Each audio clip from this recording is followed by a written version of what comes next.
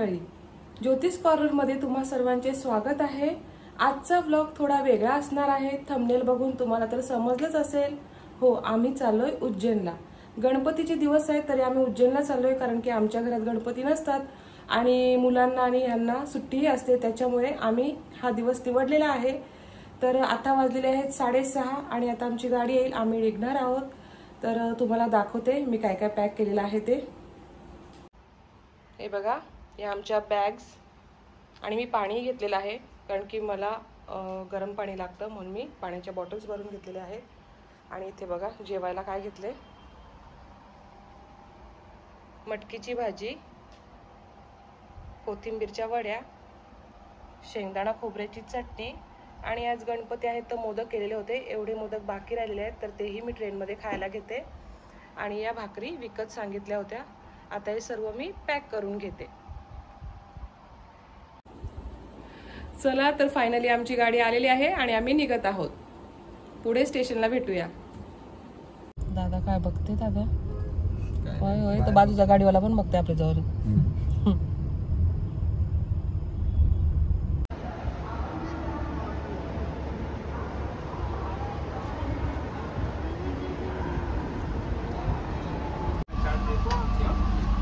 Finally आता आम्ही ट्रेनमध्ये बसत आहोत।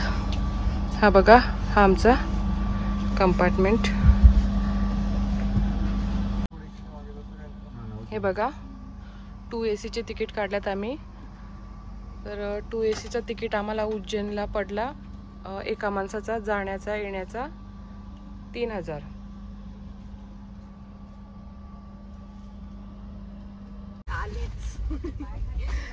आता आम्ही जेवायला बसलोय। हे बघा, मटकीची भाजी, कोथिंबीरच्या वड्या, ही आहे चटणी, जेवल्यानंतर खाणार छान छान मोदक। आणि हे बघा माझी मुलगी बघा वेडी, हे बघा भाकरी पत्रावळीत वाढल्या। आता मी जेवतोय, तर या जेवायला।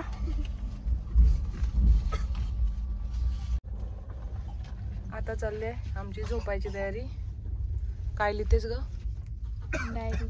डायरी।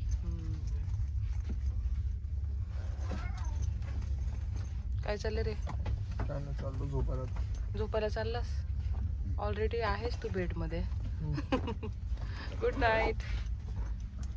गुड नाईट म्हात्रे साहेब। Good night. Good night. Good night. आता उद्या सकाळी भेटूया। हे बघा, माझी पोरगी गुड नाईट बोलली आणि आता खाली आले माझ्याजवळ टाइमपास करायला। स्वतः झोपत नाही आणि मला पण झोपून देत नाही। बघा, ही दिसते तेवढी भोळी नाही। हा, बुक आणले रीडिंगला। बघू कोणता बुक आणलेस ग? काय नाव आहे? तू सांग ना, हेच उलट दिसते। ओके, हिला बुक रीडिंगची खूप आवड आहे, खूप बुक्स आहे तिच्याकडे। रात्री झोपताना डेली बुक रीड करत असते।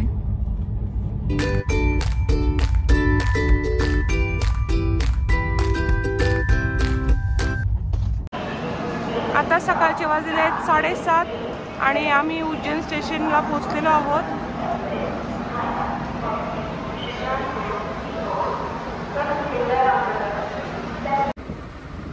तर आता आम्ही तयार झालेलो आहोत आणि आम्ही आता निघत आहोत ओंकारेश्वरच्या दर्शनाला।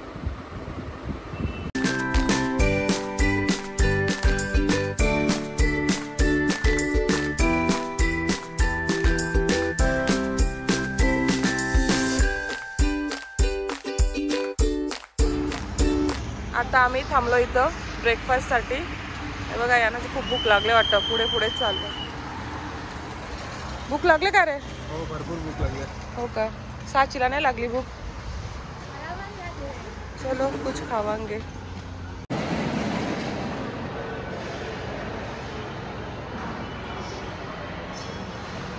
काय करता नाश्ता? मसाला डोसा। कसं आहे? टेस्ट कशी आहे? आवडली हो तुम्हाला? चांगली टेस्ट आहे। साची तुझं? मस्त। काय काय मस्त आहे? डोसा। डोसा मस्त, खा खा। चला आम्ही नाश्ता करून घेतो।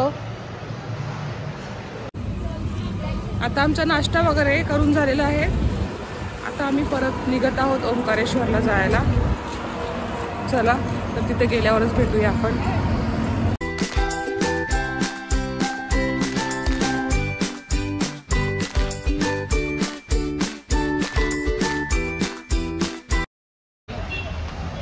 ओंकारेश्वरच्या आधी इथे शनी मंदिर लागले, तर आम्ही पहिला शनी मंदिराचं दर्शन घेतो, नंतर ओंकारेश्वरला जातो.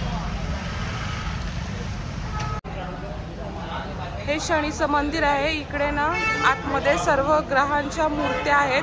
आतमध्ये शूट केलं जात नाही म्हणून मी तुम्हाला इथे सांगते. इथे सर्व ग्रहांच्या आतमध्ये मूर्त्या आहेत. आमचं दर्शन वगैरे झालेलं आहे. आता आम्ही ओंकारेश्वरला जायला निघत आहोत. आता फायनली आम्ही ओंकारेश्वरला पोहोचलेलो आहोत. सकाळी आम्ही 9 वाजता निघालेलो उज्जैनवरून, तर आता इथं पोहोचायला आम्हाला 1:30 वाजल्यात. तर चला आता मंदिरात जाऊन दर्शन घेऊया. ओंकारेश्वर ज्योतिर्लिंग नर्मदा नदीच्या तटावर वसलेले आहे. ज्या द्वीपावर हे मंदिर आहे ते चोहोबाजूने नर्मदा नदीने व्यापलेले आहे, जे ओम आकाराचे दिसते. म्हणून या मंदिराला ओंकारेश्वर मंदिर म्हणतात. 12 ज्योतिर्लिंगामध्ये ओंकारेश्वर ज्योतिर्लिंगाचे 4थे स्थान आहे. या मंदिरातले ज्योतिर्लिंग पंचमुखी रूपात स्थापित आहे आणि या जागेत 33 कोटी देवदेवतांचा वास आहे.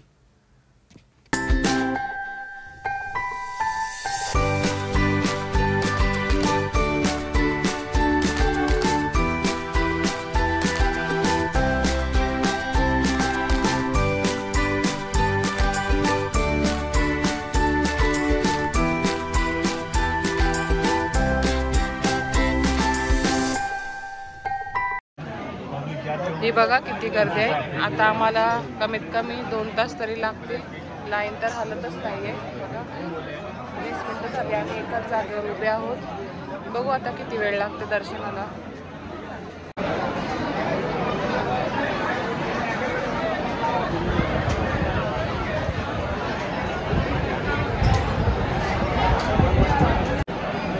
हे बघा आम्हाला इथे लाईनीला उभे राहून 2 तास झाले. तुम्ही बघू शकता इथे किती गर्दी आहे. हे बघा आमच्या मागे अजून एवढी गर्दी आहे.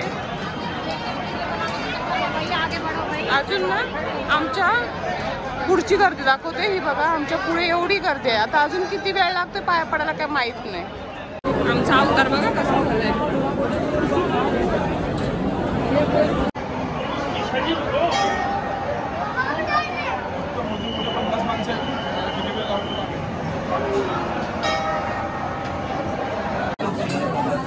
आमचं दर्शन झालेलं आहे. 1:30 वाजता लाईनीला उभे होतो, तर 4 वाजता आमचं दर्शन झाले. तुम्ही आमचे अवतार बघू शकता. खूप दमलोय. ओंकारेश्वरचं दर्शन तर झाले. आता ममलेश्वरचं दर्शन करायला आम्ही चाललोय. चला तर पुढे दाखवते. ओंकारेश्वराच्या मंदिराच्या समोर म्हणजेच नर्मदा नदीच्या दक्षिण तटावर ममलेश्वराचं मंदिर आहे. ओंकारेश्वराचं दर्शन झाल्यानंतर ममलेश्वराचं दर्शन करणे महत्त्वाचे आहे, तरच ओंकारेश्वराचे दर्शन पूर्ण समजले जाते. ओंकारेश्वर शिवलिंग 2 भागात विभागलेले आहे, ज्यामध्ये एक ओंकारेश्वर आणि दुसरे ममलेश्वर. तर ही दोन्ही शिवलिंग मिळून एक ज्योतिर्लिंग मानले जाते. ही बघा ही आहे नर्मदा नदी. इथूनच नर्मदा परिक्रमेस सुरुवात होते.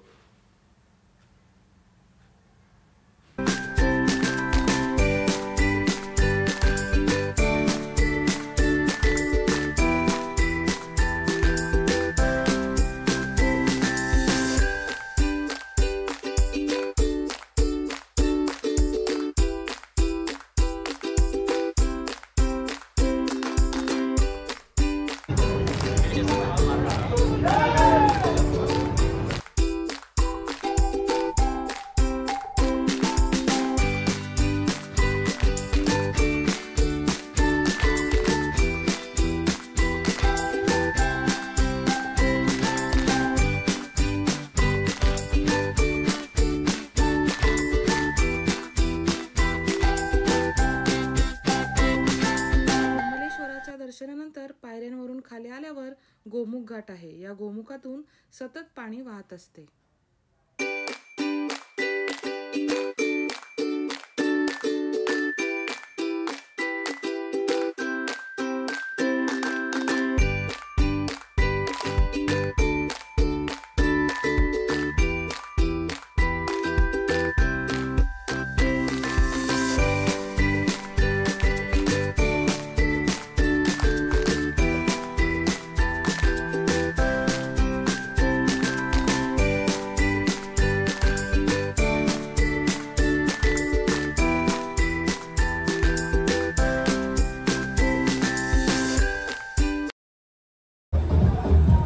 वाजलेले आहेत रात्रीचे 8. तर आम्ही सकाळी जो नाश्ता केलेला होता त्याच्यानंतर देवदर्शन करता करता आम्हाला 6 वाजले.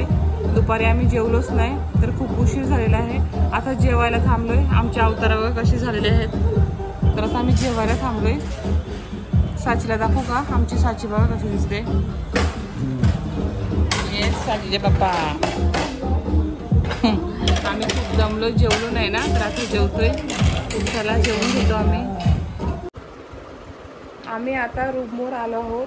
आता वाजलेले आहेत रात्रीचे 10. खूप दमलोय, आता झोपतोय. उद्या भेटूया. Good night. Good morning. आम्ही झालेलो आहोत रेडी आणि आज आम्ही जाणार आहोत बगलामुखी मंदिर बघायला. आम्ही थांबलोय ब्रेकफास्टसाठी. साची तू काय बोललीस? कचोरी. चला तर आम्ही ब्रेकफास्ट करून घेतो.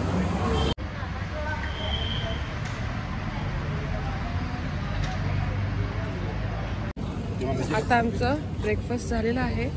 चाललो आता बगलामुखीला. बघा आमची गाडी. आम्ही ट्रेनमध्ये आलो पण इथे आम्ही गाडी हायर केली फिरायसाठी. चला आता जाऊया बगलामुखीला.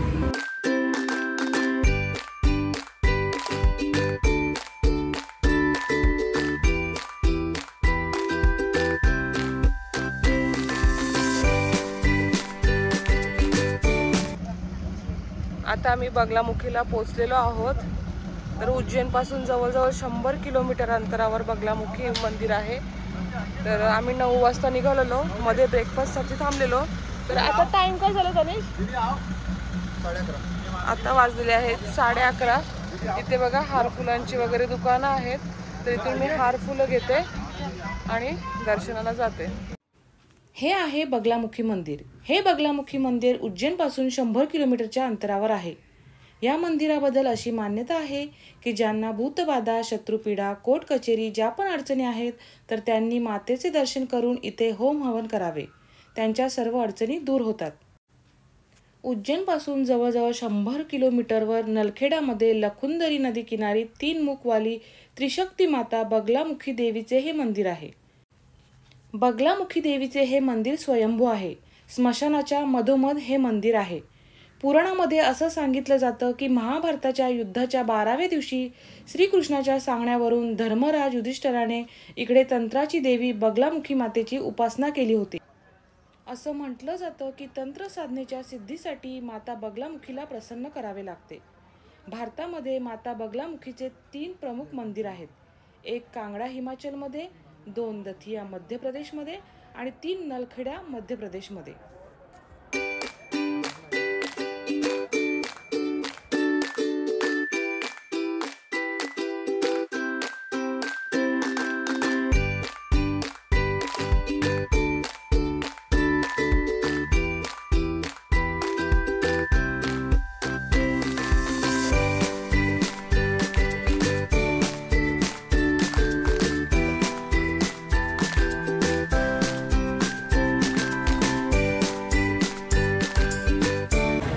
आता आमचं इथलं दर्शन झालेलं आहे. खूप मस्त असं दर्शन झालेलं आहे.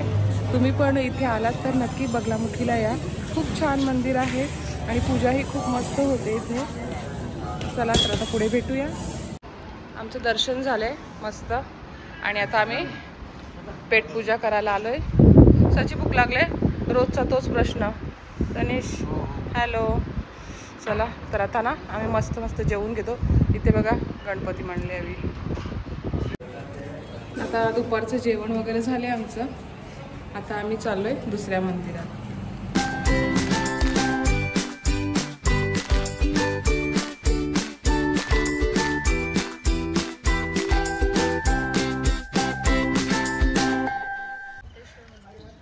तर आता आम्ही आलेलो आहोत ऋणमुक्तेश्वर मंदिरात. चला तर आतमध्ये जाऊन तुम्हाला दाखवते. हे बघा हे आहे ऋणमुक्तेश्वर मंदिर. पहिला इथे चपला काढून हात धुवून घेते, हातपाय धुवून घेते.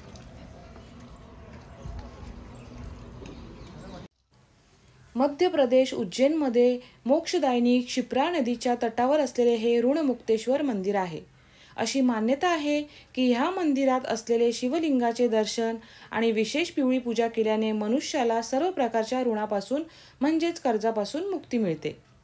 एका पौराणिक कथेनुसार राजा हरिश्चंद्रांना खूप मोठे ऋण फेडायचे होते. त्यांना ऋषी विश्वामित्रांना गेंड्याच्या वजना एवढे स्वर्णदान करायचे होते. राजा हरिश्चंद्र खूप व्याकुळ होते, कारण की त्यांनी सर्व राज्यपाट दान केले होते. आता त्यांच्याजवळ काहीच उरले नव्हते. राजा हरिश्चंद्रांनी मंदिरात असलेल्या वडाखाली घोर तपश्चर्या केली. तिकडे महादेवांनी राजा हरिश्चंद्रांना दर्शन दिले, ज्याचे नाव ऋणमुक्तेश्वर पडले. महादेवांनी राजाला सर्व ऋणातून मुक्त होण्याचा आशीर्वाद दिला, ज्यामुळे राजाला त्याचे राजपाट वैभव पुन्हा प्राप्त झाले. त्याचसोबत महादेवांनी राजाला असेही सांगितले की जो पण भक्त इकडे दर्शनासोबत अभिषेक व पिवळी पूजा करेल त्याची सर्व ऋणातून मुक्तता होईल, तसेच सर्व प्रकारच्या चिंतांपासून मुक्तीही मिळेल.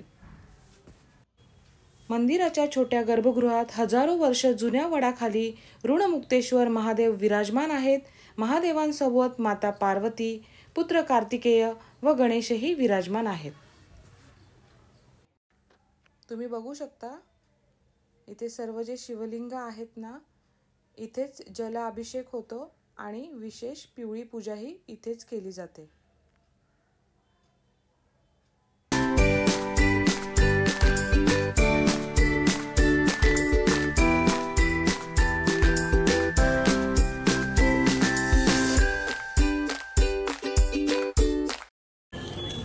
ऋणमुक्तेश्वर मंदिरातही आमचं दर्शन खूप छान झालेलं आहे. आता आम्ही चाललो उज्जैनमध्ये. आता आम्ही उज्जैनमध्ये आलोय. आमचा चहा वगैरे झालाय. आता आम्ही परत ना आजूबाजूच्या परिसरातले जे मंदिर आहेत ना ते करायला चाललोय. पण आता आम्ही ऑटोने जाणार आहोत. तर चला पुढचे मंदिर बघून घेऊया आपण. ही बघा, आत्ता आपली सवारी ही आहे. या रिक्षात आपण जाणार आहोत.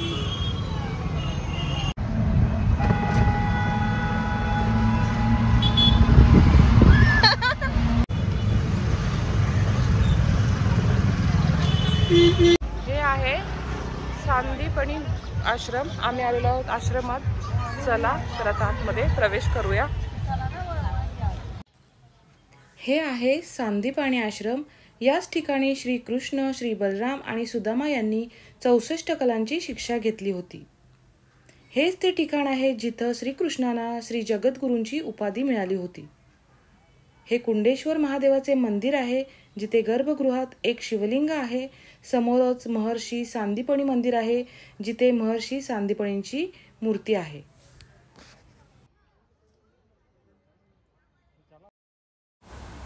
इथे एक अतिप्राचीन तलाव देखील आहे. या तलावाचे नाव गोमती कुंड असे आहे. या आश्रमामध्ये श्रीकृष्ण, बलराम व सुदामा यांनी महर्षी सांदीपनीकडून 64 विद्या आणि 16 कला 136 दिवसात प्राप्त केल्या होत्या.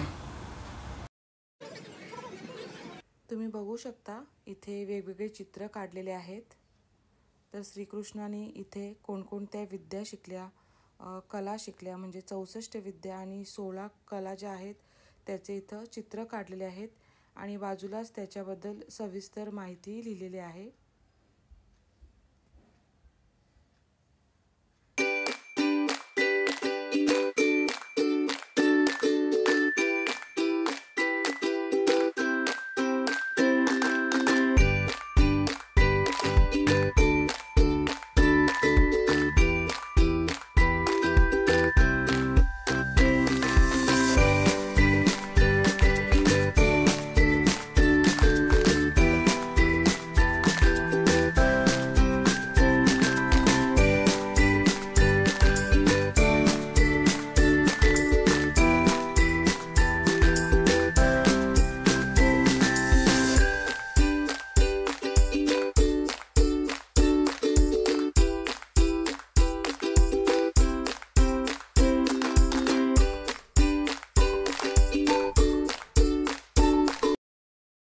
अयोध्या मंगलगिरी का मंदिर है। महाराष्ट्र में जाते हैं शनि सिंगापुर में शनिगिरी विराजमान है ना।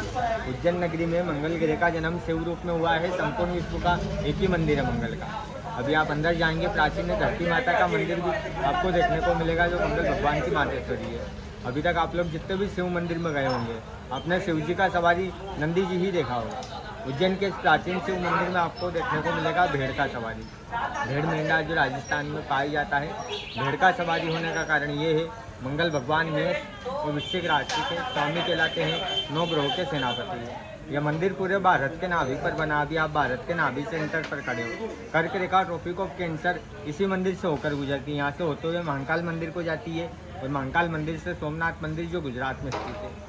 जिस प्रकार से शनि मंदिर में काला वस्त्र लोहा तेल तिल चढ़ाते हैं, मंगल ग्रह का जन्म स्थान है, इनको लाल चीज़ों का दान किया जाता है अपने घर की सुख शांति मंगल कार्य के लिए। आने वाले समय में अपने घर परिवार बच्चों पर मंगल का दोष ना आए। उज्जैन नगरी में आए हो 3 जगह प्रसाद लगता है मुख्य रूप से। पहला आता है महाकाल मंदिर, जिनको सिवाय दूध जल बेलपत्र के कुछ नहीं चढ़ाया जाता। उनके सेनापति काल भैरव मंदिर जाते हैं, वहाँ दारू पिलाई जाती है। ये 9 ग्रहों के सेनापति को अनाज का दान चढ़ाते हैं और यहाँ दान चढ़ाने से आपकी उज्जैन की यात्रा पूर्ण मंगल में चलाती है। क्या चढ़ता है बता देता हूँ, लगे तो ले जाना। ये दान चढ़ाते हैं मंगल को लाल कपड़ा, कपड़े में बंधा है गेहूँ चावल मूंगा नग, खेर की लकड़ी, नारियल फूल चढ़ेगा। आपका नाम आपका गोत्र बोल के चढ़ा देना। आप 7 गोत्र बोलोगे, परिवार का दान लगेगा, 7 चीज़ें घर के लिए मिलेगी। अगर आप लोगों की चढ़ाने की इच्छा हो चढ़ा सकते हो, कोई ज़बरदस्ती नहीं। हो गया। या मंदिरात बरेच भाविक अभिषेकही करतात. ज्यांना मंगल दोष आहे ते इथे येऊन अभिषेक देखील करतात. तर आता इथलं आमचं दर्शन झालेलं आहे आणि मी आलेले आहे कालभैरवाच्या मंदिरात. तर रात्र असल्यामुळे इथे गर्दी कमी आहे. दिवसा इथे खूप जास्त गर्दी असते, कारण की उज्जैन महाकालेश्वराच्या दर्शनानंतर पूर्ण जे भक्त आहेत ना ते इथं कालभैरवाच्या दर्शनाला येतात. तर आम्ही रात्रीच इथले दर्शन करून घेत आहोत.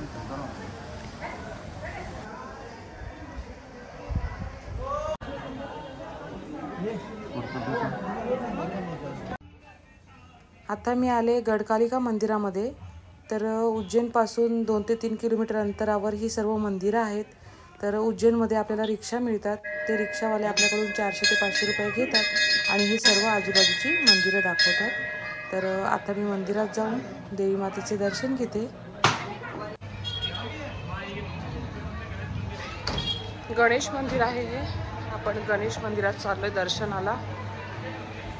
हे आजूबाजूलाच मंदिर आहे. गडकालिका मंदिराजवळच हे गणेश मंदिर आहे. खूप छान असं मंदिर आहे. हे बघा, गणपती बाप्पा मोरया.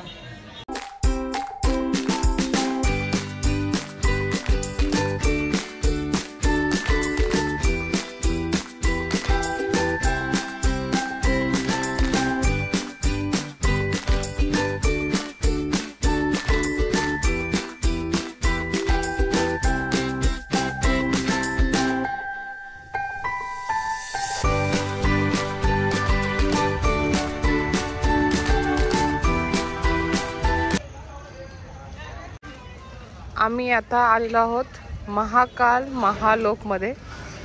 तर तुम्हाला दाखवते. हे बघा,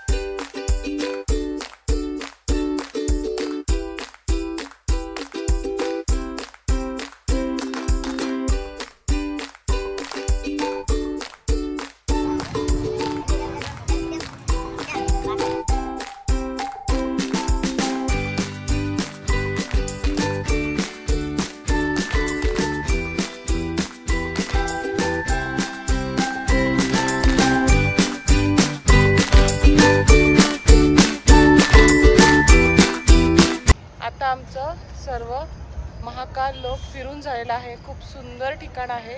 तुम्ही जर कधी उज्जैनला आलात तर इथे नक्की विजिट करा. खूप छान आहे. रात्री तर बघायला खूपच मस्त वाटतं लाईटमध्ये वगैरे.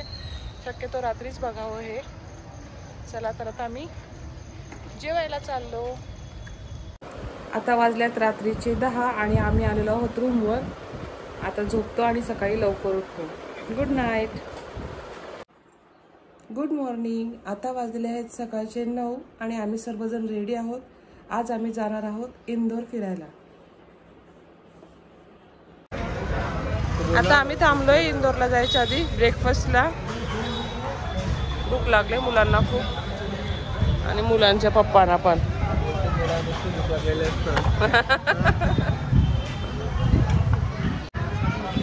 ब्रेकफास्ट झालेला आहे आमचा सगळ्यांचा. तनिषा लेट आले.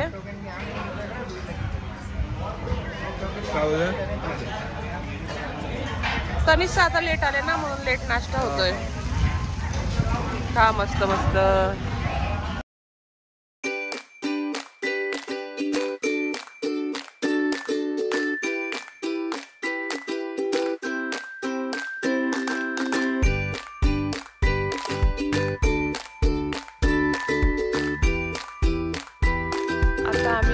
मध्ये आलेलो आहोत.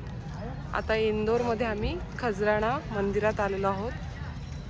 आता पुढे दाखवते तुम्हाला. चला, गणेश मंदिर आहे हा.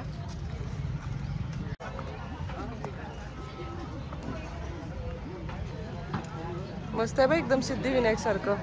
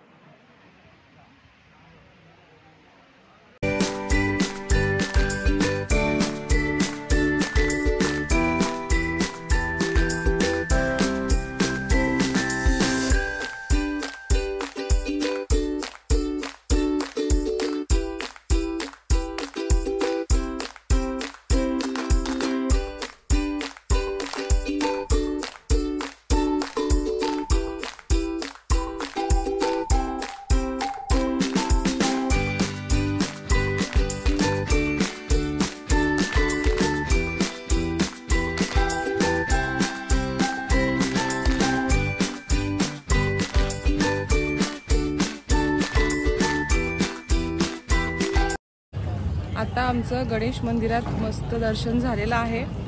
आता पुढे दाखवते तुम्हाला कुठे जाणार आहोत ते आम्ही. आत्ता आम्ही आलेलो आहोत इंदोरमध्ये फेमस असे 56 दुकानात. म्हणजे इथं 56 दुकान आहेत. म्हणजे यांचे ना शॉपचे नंबर आहेत 1, 2, 3 असे 56 पर्यंत नंबर आहेत. हे खाऊची दुकानं आहेत. तर संध्याकाळी इथं खूप गर्दी असते. आता आम्ही दुपारी जवळजवळ 1-1:30च्या आसपास आलो आहे. तर इथं तेवढी गर्दी नाही आहे.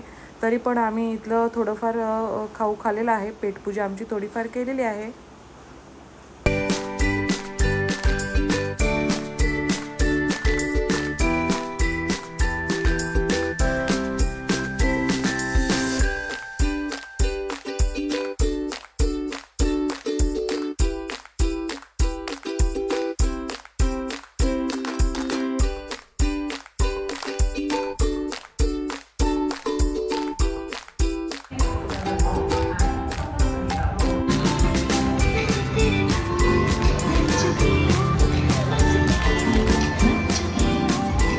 बघा, हा आहे इंदोरचा राजवाडा. चला आता आतमध्ये जाऊन बघूया.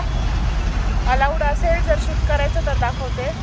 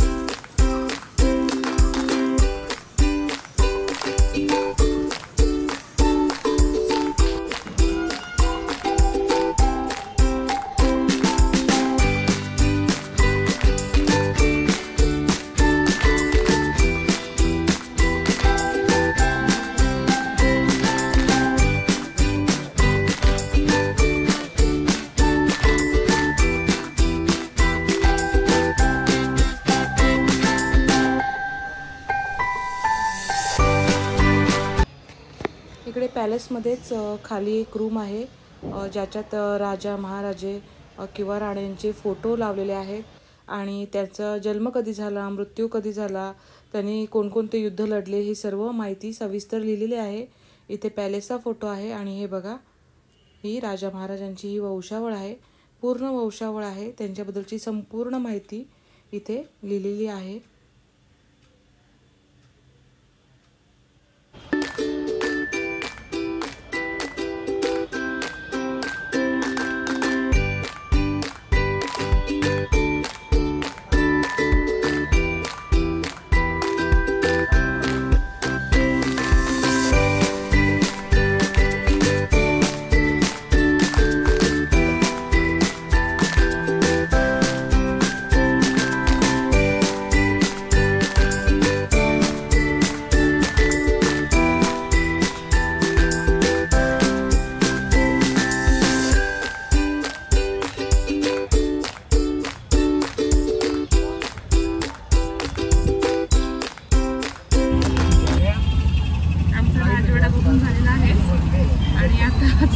आम्ही खूप दमलोय चालून म्हणून आम्ही ना आमच्या गाडीपर्यंत इथून रिक्षात बसून चाललोय. चालायची ताकद नाही अजिबात, कारण की राजवाडा खूप फिरलोय आम्ही, एकदम मस्त आहे राजवाडा. चला तर आता पुढच्या स्टॉपला भेटूया.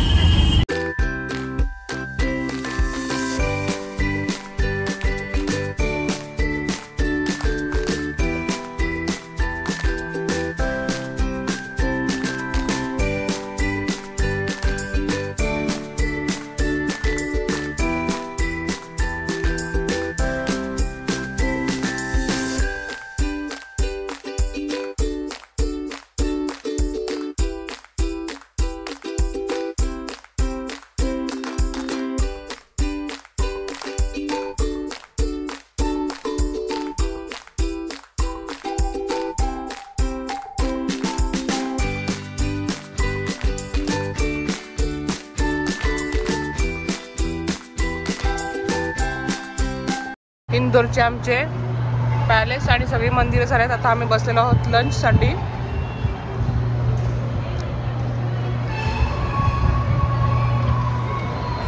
साची जेवत नाही, साचीचं पोट थोडंसं खराब आहे.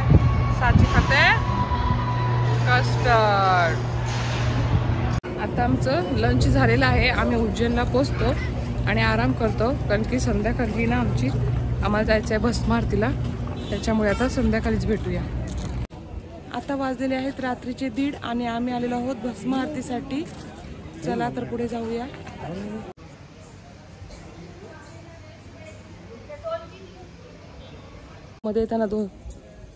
आतमध्ये येताना 2-3 वेळा चेकिंग झाली ना ग.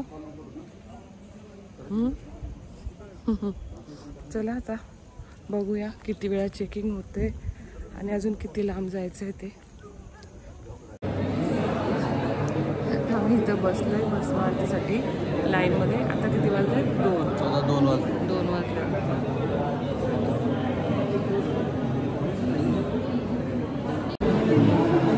हे बघा, लाईन थोडी पुढे आले. आमच्या मागे बघा किती माणसं आहेत. आता पुढे पण दाखवते किती माणसं आहेत ते.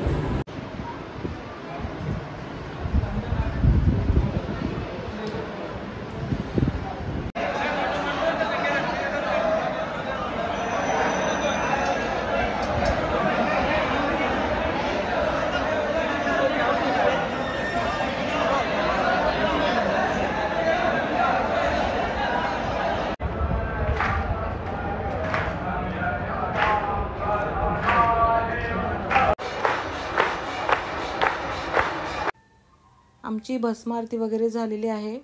महाकालेश्वरांचं दर्शनही झाले, अभिषेकही केलेला आहे आम्ही. आता सकाळचे वाजलेत 6.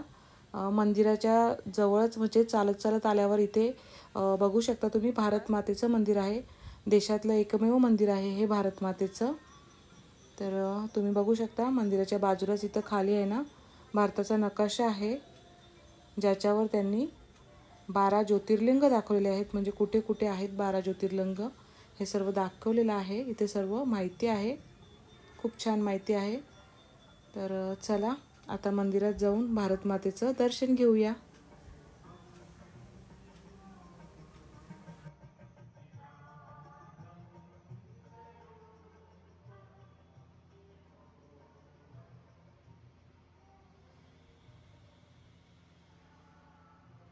आमची भस्म आरती झालेली आहे आणि आता वाजलेले आहेत 6:30. आम्ही आलेलो आहोत नाश्ता करायला. आणि ही आहे ना साची, नाश्ता नाही करत न, मग नंतर सांगते मला असं होते तसं होते, काय माहिती दुसरी विचित्रच पोरगी आयरन आणले हिला. पुढच्या वेळपासून मी आणणार नाही फिरायला. कोणाला पाहिजे असेल तर सांगा, त्यांच्या घरी तिला पाठवून देईल फ्री मध्ये आम्ही पैसे देऊ परमनंट. या गणपतीच्या सुट्टीमध्ये उज्जैनमध्ये आम्ही कुठे कुठे फिरलो, कुठल्या कुठल्या मंदिरात दर्शन घेतलं हे मी तुम्हाला सर्व दाखवलेलं आहे आणि भस्म आरतीही दाखवलेली आहे. तर तुम्हाला माझा हा ट्रॅव्हल ब्लॉग कसा वाटला, याच्या पुढेही मी ट्रॅव्हल ब्लॉग असे बनवू का, तुम्हाला आवडतात का हे कमेंट बॉक्समध्ये सांगायला विसरू नका. आणि तुम्हाला जर माझा हा व्हिडिओ आवडला असेल तर माझ्या व्हिडिओला लाईक करा, शेअर करा आणि अजूनपर्यंत जर तुम्ही माझ्या चॅनलला सबस्क्राईब केलं नसेल तर माझ्या चॅनलला सबस्क्राईब करायला विसरू नका. धन्यवाद.